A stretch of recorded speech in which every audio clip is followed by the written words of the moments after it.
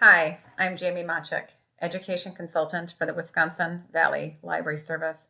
For this digital bite, we're going to cover library employment, what, how, and where. You might remember in the last digital bite that we covered the what is in a library job posting. Today we're going to cover the how. How do you post it? And next time we'll cover the where. Where do you post it? So let's continue. The first thing we want to do is make a distinction between a job posting and a job description.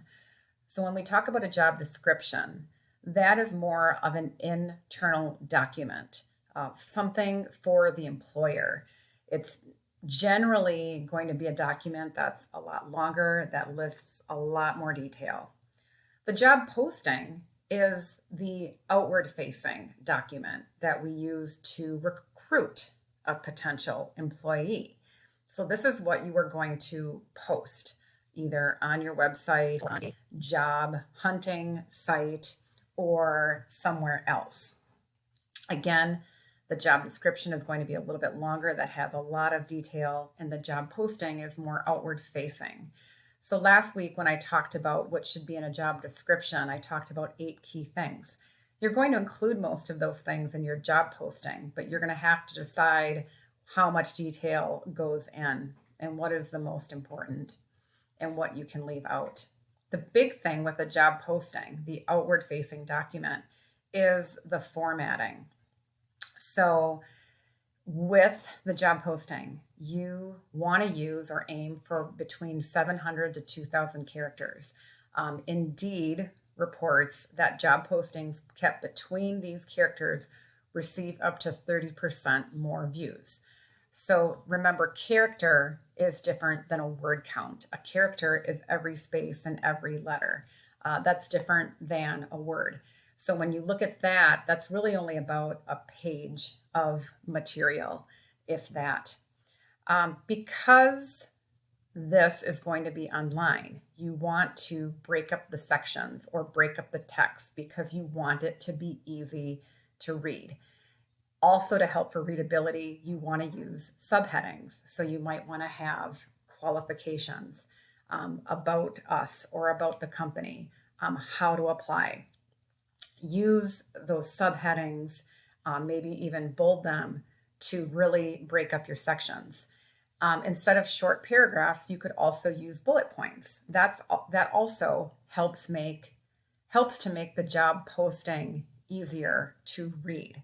Remember, when we're talking about a job posting, this is outward facing. So it's all about readability for a potential employee.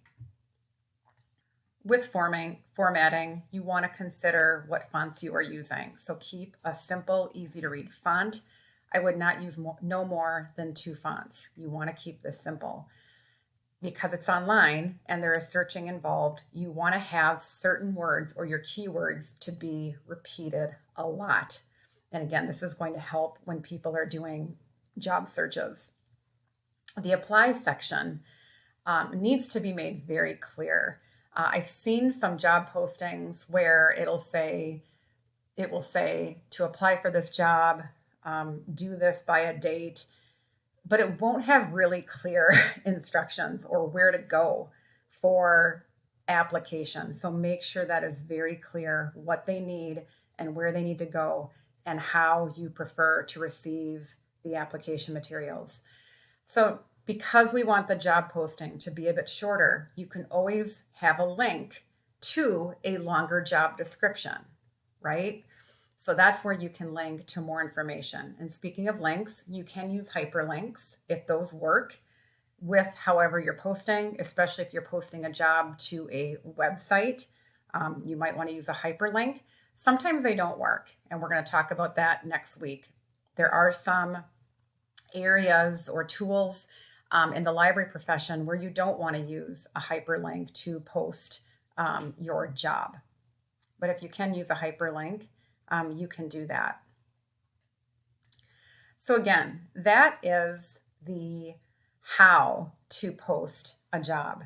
And remember, we want to keep this shorter, we want to keep this simple, and we want to keep it easy to read. Next time, we're going to talk about where you can post library employment.